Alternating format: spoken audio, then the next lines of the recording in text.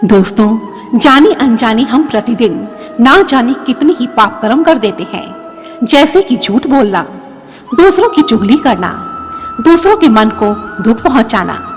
तब हम यह भूल जाते हैं कि एक दिन हमें उन पाप कर्मों का फल भी भोगना पड़ेगा। ऐसी स्थिति में मनुष्य यह सोचने पर मजबूर हो जाता है कि क्या उसके पापों को काटने का कोई उपाय है भी या नहीं। हमारे प्राचीन वेद ग्रंथों के अनुसार यदि मनुष्य सच्चे हृदय से ईश्वर की भक्ति करता है, निस्वार्थ भाव से ईश्वर के मंत्रों का जाप करता है, तो धीरे धीरे उसके पाप कर्म कटने लगते हैं। श्रीमद् भगवद गीता के 9वें अध्याय के 30वें श्लोक में भगवान श्री कृष्ण कहते हैं, यदि कोई बहुत ही दुराचारी और पापी व्यक्ति भी प्रेम और भक्ति से मुझे भजता है, तो वह व्यक्ति साधु के समान है। हे अर्जुन, मैं अपनी शरण में आने वाले भक्त को सभी पापों से मुक्त कर देता हूँ। इसी बात को अच्छी तरह से समझने के लिए आइए सुनते हैं यह सुंदर कहानी। बहुत पुरानी बात है। कहीं किरातों के नगर में एक ब्राह्मण रहता था। नाम था देवराज। ब्राह्मण होते हुए भी देवराज ज्ञान में अत्यंत दुर्बल और धर्म से पूरी तरह से विमुख हो चुका था। वह दुरात्मा और महापापी था। देवराज की पत्नी बहुत ही सुंदर और सुशील थी। नाम था चंचला। परंतु इतनी सुंदर पत्नी के होते हुए भी वह दुष्ट ब्राह्मण वैश्य के पास जाता था। इस तरह पाप कर्म करते हुए उस ब्राह्मण को कई वर्ष बीत गए। उस दुष्ट ब्राह्मण की पत्नी चंचला बिल्कुल उसके विपरीत थी। वह सदा ईश्वर की भक्ति करती और अपने पतिव्रत धर्म का पालन करती थी। परंतु कहते हैं ना कि खरबूजे को देखकर खरबूजा रंग बदलता है, और यही चंचला के साथ हुआ। धीरे धीरे चंचला भी अपने पति के आचरण से प्रभावित हो गई और अपने पतिव्रत धर्म से विमुख हो गई। पति की तरह वह भी परपुरुष के साथ संबंध बनाने लगी। इस प्रकार पाप कर्म करते हुए उन दुष्ट पति पत्नी का बहुत सा समय ऐसे ही व्यर्थ बीत गया। और एक दिन वैश्याओं के पास जाने वाला वह दुष्ट ब्राह्मण मृत्यु को प्राप्त हुआ। मृत्यु के पश्चात अपने पाप कर्मों के कारण वह नरक में जाकर तरह तरह के कष्ट भोगने लगा। उधर अपने पति की मृत्यु के पश्चात भी वह दुष्ट स्त्री चंचला अपने पाप कर्मों में डूबी रही। कहते हैं कि मनुष्य को ईश्वर की भक्ति और निर्मल बुद्धि पूर्व जन्म के पुण्यों के कारण ही प्राप्त होती है, और यही चंचला के साथ हुआ।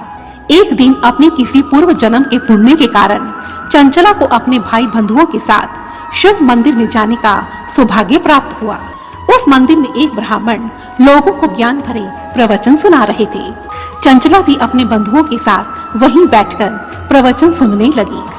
प्रवचन सुनाते सुनाते कथावाचक ब्राह्मण कहने लगे, जो स्त्रियां पर पुरुषों के साथ गलत संबंध बनाती हैं, वे मृत्यु के पश्चात यमलोक में जाकर नाना प्रकार के कष्टों को भोगती हैं। वहां नरक में यमराज के दूत उनकी योनि में गर्म और तपता हुआ लाल लाल लोहा डालते हैं। जैसे ही चंचला ने ब्राह्मण के मुख से यह सुना, तो वह भय से कांपने लगी। कथा समाप्त होने के पश्चात वह भयभीत चंचला उस कथावाचक ब्राह्मण से कहने लगी, हे ब्राह्मण देव, मैं बहुत बड़ी पापन हूँ। पति के होते हुए भी मैंने अपना पतिव्रत धर्म नहीं निभाया और पराये पुरुष के साथ गलत संबंध बनाए। आज आपके प्रवचनों को सुनकर मैं कांप उठी हूँ। मृत्यु के पश्चात जब मेरे शरीर के टुकड़े करके मुझे भयानक यातनाएं दी जाएंगी, तब मैं उन यातनाओं को किस प्रकार सहन करूंगी। यह सोचते ही मैं डर के मारे कांप उठती हूँ। हे ब्राह्मण देव, क्या ऐसा कोई उपाय नहीं है कि जिससे कि मेरे ये सभी पाप नष्ट हो जाएं? चंचला को इस प्रकार भयभीत देखकर वह भला ब्राह्मण कहने लगा, हे देवी, आज ज्ञान भरे प्रवचनों को सुनकर तुम्हारी बुद्धि शुद्ध हो गई है।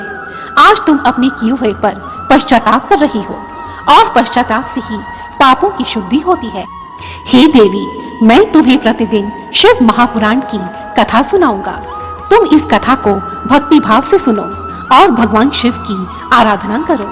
उनकी कृपा से तुम्हारे समस्त पाप धीरे धीरे नष्ट हो जाएंगे।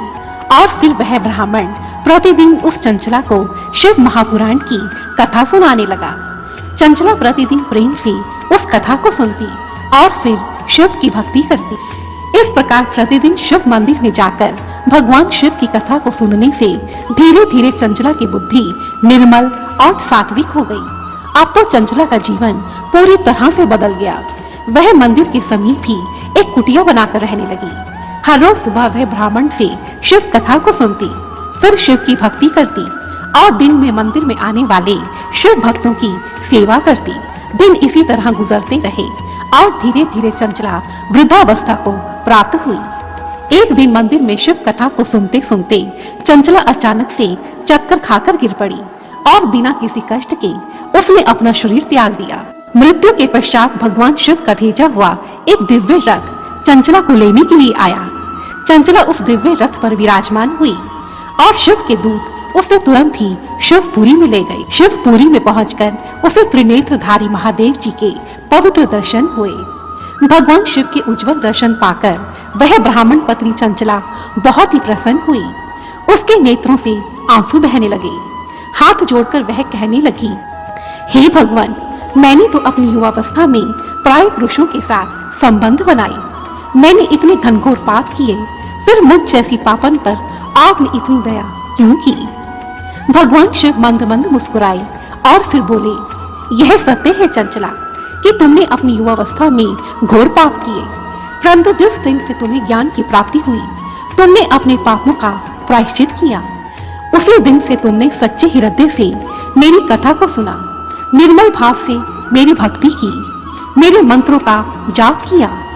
तुमने मेरे भक्तों की जी जान से सेवा की और तुम्हारी सच्ची भक्ति ने तुम्हारे समस्त पापों को नष्ट कर दिया और तुम पूरी तरह से निष्पाप हो गई। यह सत्य है कि यदि कोई पापी और कुटिल व्यक्ति भी मेरे नाम को, मेरे स्वरूप को अपने हृदय में धारण करता है तो वह पूर्ण रूप से निष्पाप हो जाता है। तुमने शिव के नाम को अपने हृदय में धारण कर लिया और तुम्हारी इसी भक्ति के प्रताप के कारण आज तुम्हें शिवपुरी में स्थान प्राप्त हुआ है। भगवान शिव के मुख से ऐसे वचन सुनकर चंचला भगवान के चरणों में गिर पड़ी और फिर भगवान शिव और माता पार्वती के साथ शिवपुरी में आनंद से रहने लगी। दोस्तों, यह छोटी सी कहानी हमें बहुत बड़ी सीख देती है कि यदि कोई मनुष्य सच्चे हृदय से ईश्वर की भक्ति करता है तो धीरे धीरे उसके पाप कर्म कटने लगते हैं।